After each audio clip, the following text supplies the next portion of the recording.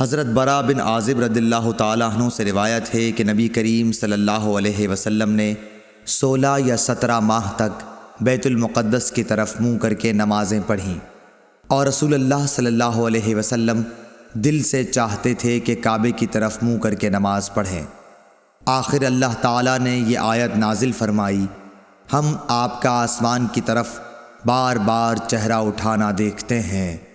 پھر آپ نے کعبے کی طرف منہ کر لیا، اور احمقوں نے جو یہودی تھے کہنا شروع کیا کہ انہیں اگلے قبلے سے کس چیز نے پھیر دیا۔ آپ فرما دیجئے کہ اللہ ہی کی ملکیت ہے مشرق اور مغرب، اللہ جس کو چاہتا ہے سیدھے راستے کی ہدایت کر دیتا ہے۔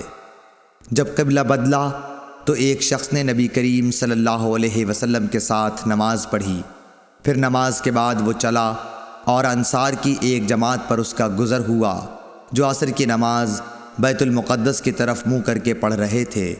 اس شخص نے کہا کہ میں گواہی دیتا ہوں کہ میں نے نبی کریم صلی اللہ علیہ وسلم کے ساتھ وہ نماز پڑھی ہے جس میں آپ نے موجودہ قبلہ کعبے کی طرف منہ کر کے نماز پڑھی ہے۔ پھر وہ جماعت نماز کی حالت میں ہی مڑ گئی اور کعبے کی طرف منہ کر لیا۔ صحیح بخاری حدیث نمبر 399۔